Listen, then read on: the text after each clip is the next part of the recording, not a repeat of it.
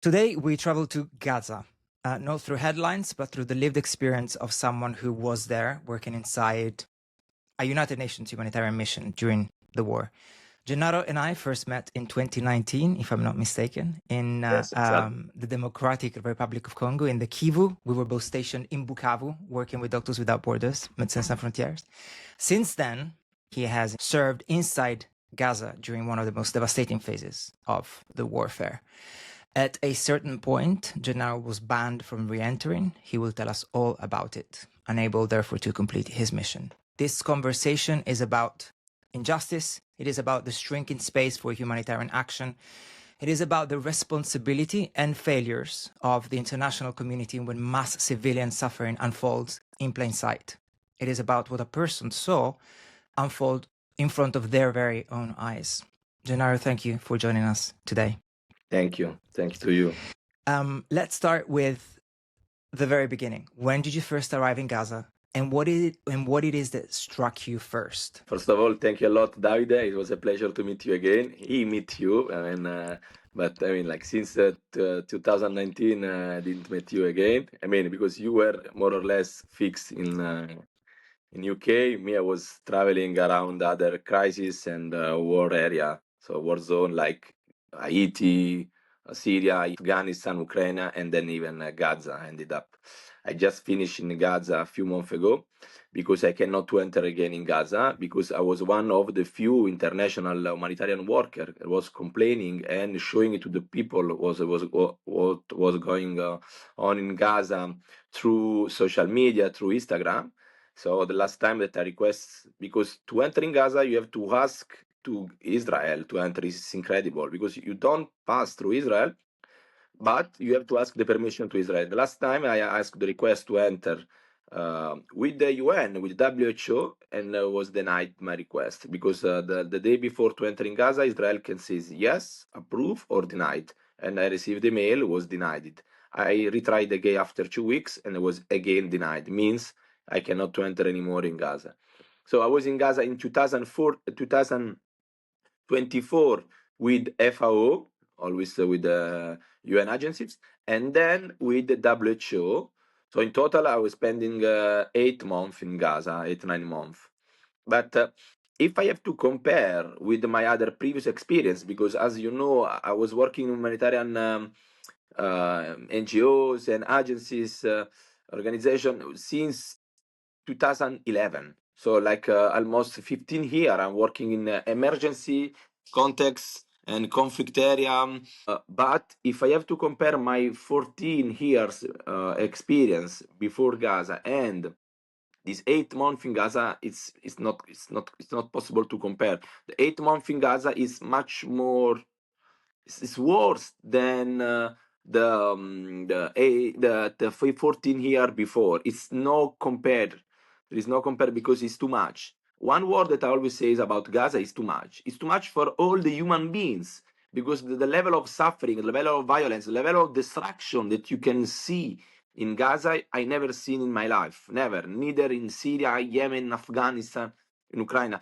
The level of violence, the level of even how the type of the war that they are using in Gaza is completely different to the others. The bombing, the level, the quantity of bomb, the way to kill the people, the sniper killing children, is completely different to the other war. So, and the face that, coming back to your question, the things that I see when I enter. I mean, when you enter in Gaza, from the first moment, you can understand there is a genocide. Genocide because they they destroy everything. So one thing that for me shocked me to enter in Gaza was first of all the line of tank like bombing every second, boom, boom, boom, without stop. So you pass near the tank and the tank continue to shoot and bomb the Gaza without stop. Like a lot of huge number of tank just bombing every second. Then there is a drone, then there is a helicopter, then there is a jet, then there is a tank, then there is a ship, army ship. So they bomb everywhere, snipers. So, and the thing is that when you enter in Gaza, from the first moment, you can feel and you can see how much is destroyed. Like, it's completely destroyed. Nothing is left. You remember, all eyes on Gaza, all eyes on Rafah, all eyes on Rafah. Everybody have to take care about Rafah. Rafah doesn't exist anymore. The city of hundreds, thousand of people doesn't exist anymore. It's just flooded. It's disappeared. It's incredible. Not only Rafah, there are many cities disappear in Gaza. More than 90% of the Gaza Strip is flooded. It's incredible. You mentioned this type of war is different from all of the other types of wars or conflicts that you had witnessed in Syria, in Yemen, in all of your other missions. I think you gave a pretty good sense of the audiovisual impact that this that the power of this force of war has. On a day-to-day basis, what was your...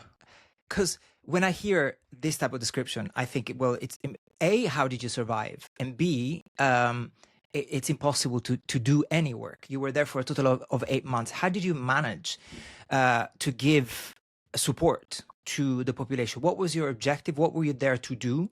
And how did you try and do it on a day-to-day basis?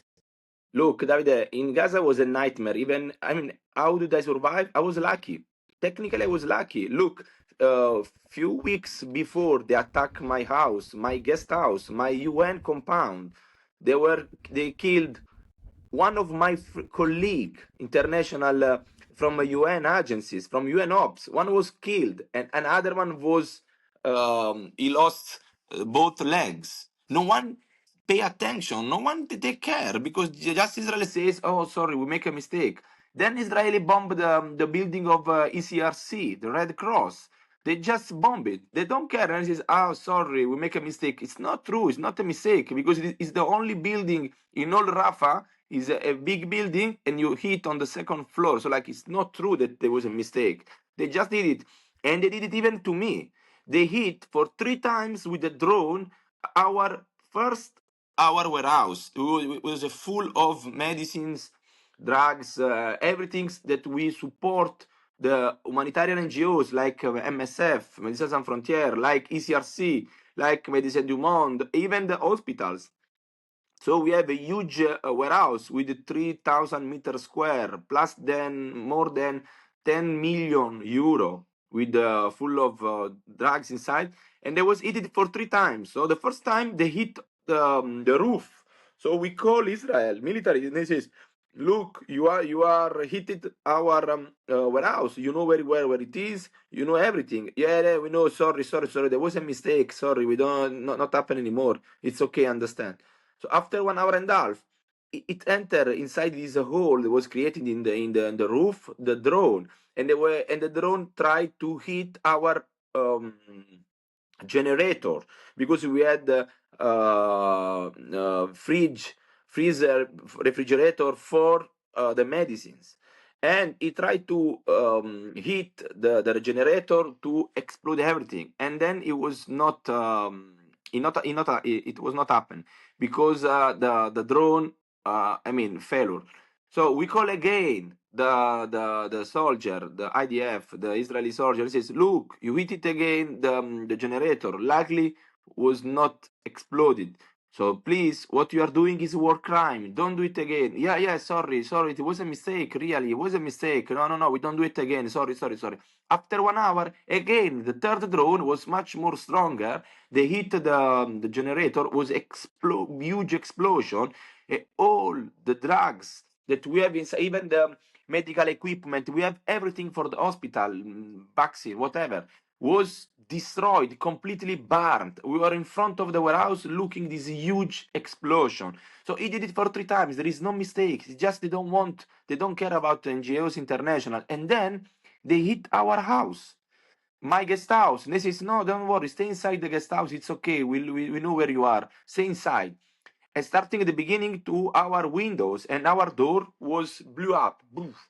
So we didn't stay comfortable at home anymore. We escaped to the office with other 50 of our colleagues. We were 50 people in the office. I was sleeping under my table for 10 days because after 1 hour when we reached the office, Our house, the first floor was heated, was bombed, and was flooded. It was completely destroyed. Our first floor, and it was our guest house. Why? Why? We are not Hamas. Why you are hitting us? You know. So they don't care about rule, international law, international humanitarian law. They don't care. They do whatever they want. They did it even with humanitarian goods to enter in Gaza. Look, it's forbidden to enter in Gaza. Pads for the women. Why? Why you is not allowed to enter the pads, the things for the period for women? Why? What is the link? This one with Hamas, with the war? It's not allowed to enter a Plampinat.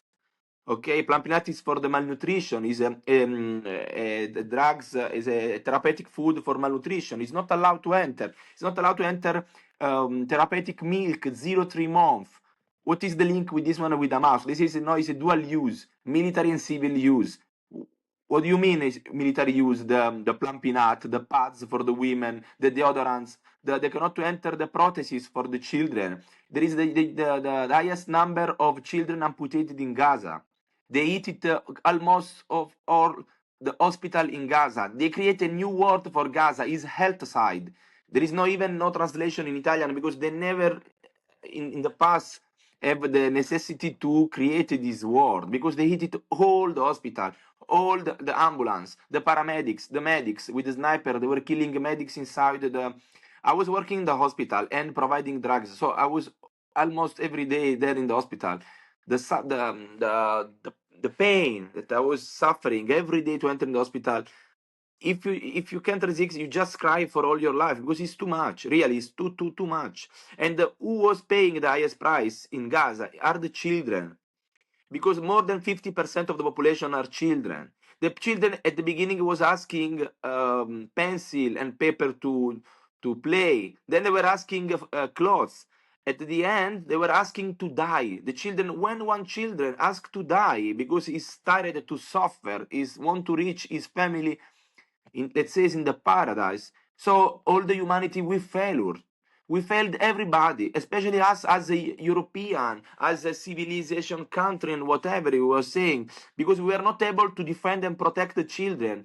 We were creating the Convention of Child. We were creating the Convention of Humanitarian Law, whatever, Convention of Geneva. This is just a bullshit, because then when we must use and protect the others, not us, we didn't use anymore. So what we were defending until now, it was not humanitarian international law, humanitarian law. It was our privilege as a European, as a white people.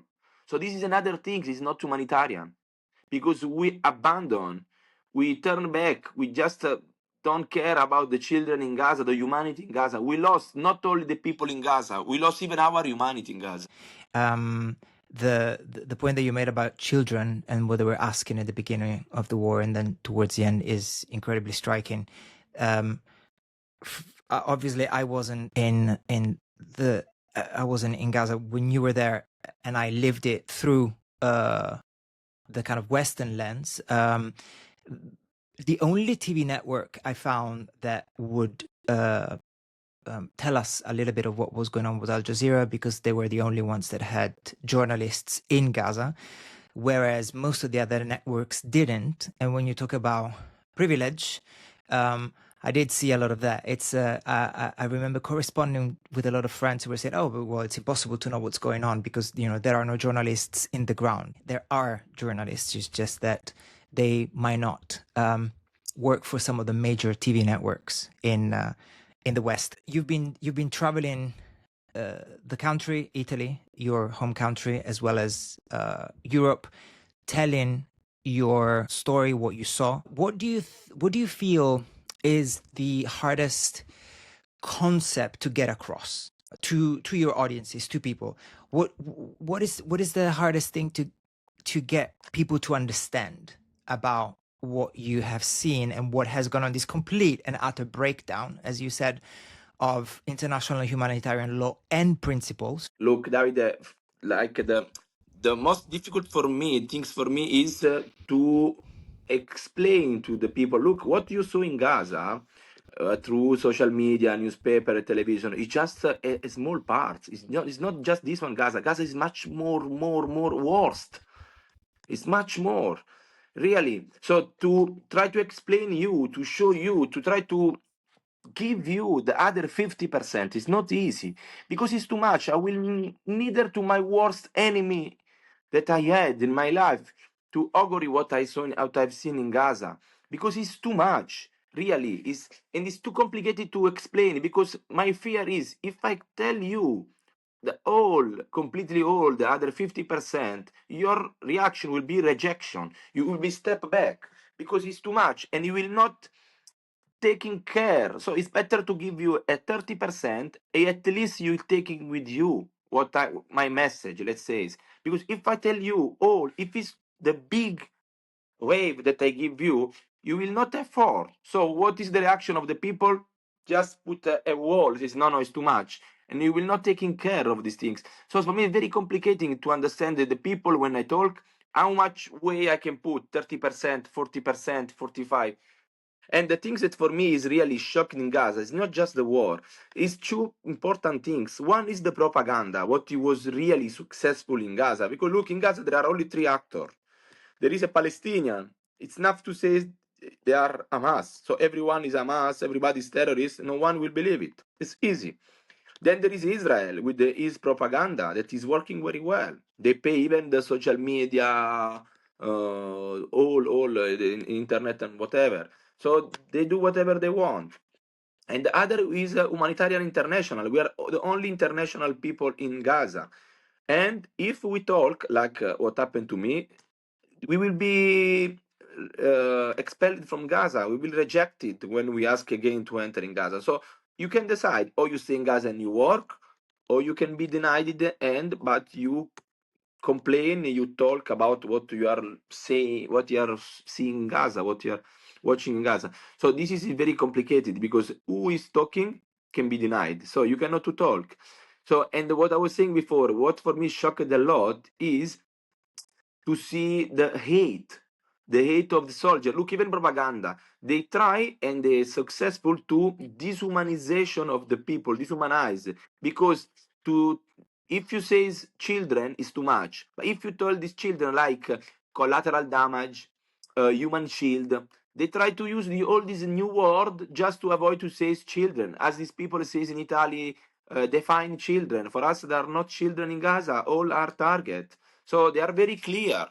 Look, for example, the case of Indra Jab. So these children, 5 years old, have the the power to say, okay, I will talk with the Red Cross. They call, and the Red Cross ask Israel to go there. This is even incredible. You ask the permission. Even us, we ask permission to Israel to go in some place. We cannot to move everywhere. So you ask the permission. Israel authorize you to go there to rescue these children. 2 ambulances arrived there, and Israel destroyed the 2 ambulances and killed the paramedics. And it was not this. It's enough. No. How many bullets you need to kill one children of 5 years old? One is enough to kill one children. Is looking you from the windows of the car, and in this car there was already their families was died from another bombing. So you soldier that you can kill this girl in front of you that is 5 years old, and you don't use only one bullet, but you use 355. So this one means that you are going ahead, too much ahead. All the red line, you pass ahead because it's enough one bullet for killing one children, this child. The other 354, what is this? It's more than hate. It's dehumanization. Look, many of my colleagues in the hospital says, look, Gennaro, we receive every day children 3, 4, 5 years old with the bullet on the head, on the chest, like there was blew up inside the body. 3, 4, 5 years old. What is the connection this one with the Hamas? That is not Hamas. It's not the war. If you are killing children of 3 years old with the snipers, if you have the power, you have a sniper to press the button and shooting on the head of the children of 3 years old, you go ahead. You don't see these people as a human. This is what is dehumanization. And if we don't do something, us like European, who can do something? Who? The United States. So please, as even Vittorio Rigoni was saying many years ago, restiamo umani, stay human, please. And that now that we can still can be human, because look, Davide, in the next year, the next generation, they will ask us, Gennaro, Davide, all the people are today are listening to us, what did you do to stop? Because this one is in the histories, in the book of history, you will see these things. And in the next generation, they will ask us, Gennaro, what did you do, Davide, to stop, to prevent the genocide? What did you do? And some things we have to say of this. We must to say some things for the next generation. Me, you, and all these people are listening to us now. Why has Europe not been able to do enough? Look, was not able because until now, European Union, the Western country, let's say, they put the law, humanitarian rule, whatever, because there were the other countries was not respect this law and these rules. So we put this law for the others, not for us. So until now was working well because there were the other country was not respecting. Look what happened in Congo, in Central African Republic, Ethiopia, Haiti, Yemen. We can be like a judge, no? So until Ukrainian, the humanitarian organization, we were like the angels. No one touched the humanitarian NGOs. No one touched UN. No one touched the International Court of Justice because it's like a fundamental of justice, democracy, law, and whatever. But now that who was not respect this law and these rules is our ally, is our partner. So at this time the law is not working anymore. The NGOs are terrorists or pro-Hamas. They ask in Italy, they told me in Italy pro-Pal. I'm not pro-Pal. Like, I was not pro-Haiti. I was not pro-Rwanda, pro-Congo. But the humanitarian international law, the humanitarian law, human beings is universal. It's not from one part. But they want to put us in one part of the other part because it's much more easier for them to handle. Because what is universal, they cannot to manage. So this is the problem. Now the European Union that supposed to enforce to respect the law of their partner like Israel, they don't want to do because he's a partner. So the law we put it for the others. So the law is okay, is valid for the others, not for us. What do you think will happen to Gaza and Gazans in the next couple of years? Look, what will happen in Gaza is even what will happen in the world, because with the Gaza, the world is not the same like before. We crossed too much red line. Even the NGOs, the humanitarian organization, the United Nations will not be the same like before, because now no one will take a consideration, respect for this organization, because in Gaza they miss respect for us. Look, even the Board of Peace, they are doing a private UN organization with who has the power and the money. This is really the failure of diplomacy, the international relation and everything. So what will happen in Gaza? I hope really that people will start to really to taking care of Gaza, because now it's happening in Gaza, tomorrow can happen to us. So really we need to taking care, because we cannot accept the violation of human rights, human law, the genocide in Gaza, and we are all testimony, because we don't even have, we don't have neither the excuse of before. I didn't know, I didn't see, I was not aware. Now we know everything is in a real time. In all the social media, you can see what happened in Gaza. So it's our choice. And if we let Gaza like this, next time can be us. We cannot to talk in terms of who has more power can decide. It's not possible. When you were there, what is it that you felt very strongly that you wished people in the West especially would do or would do more of in support of all of the people there that were constantly minute after minute under the bombs? So we must to continue to speak up, go out to demonstration and everything, and especially to do boycott all the industry, all the product that support directly or indirectly the genocide in Gaza and the apartheid in West Bank. it's very important. It's not the general product from Israel. No, the product that support directly or indirectly the genocide. I will give you some example. The dots. Some of this dot is coming from land stolen by Palestinian land. Okay, I was there in 2014 in the Dates. You mean dates? dates. Sorry, dates. The dates or That's avocado. okay. The same. And I was there in 2015 and 16 in West Bank, in the Twani village, where there was even the Oscar, the No Other Land, the Winner. documentary. So yes, so I was there, and this land there was most of this land that was stolen by them and starting to use for make it products. Agricultural So purposes. agriculture or whatever. So these Yeah. products then will be sell it in Europe. So if you buy, means you are supporting directly the apartheid or the genocide in Gaza. So we must to refuse to accept. We cannot to buy. And look, the boycott of the product is very strong. Would it be fair to say that, therefore, what gives you hope, if anything, even a fragment of hope, is what the international community, what people like you, me, and those listening to us can do in our day-to-day lives, such as boycotting some of the products or taking to the streets? Absolutely, we need to continue to struggle to speak up about Gaza, human rights, because if we don't do now, will be too late after. So it's very, very important to continue to struggle, to talk, to complain, because what we are talking about is not the politics, but in terms of human rights as human beings. So stay human and keep struggle. It's really is very, very important. Don't leave this topic, this discussion, like we forget that we don't talk anymore, because the next we can be us.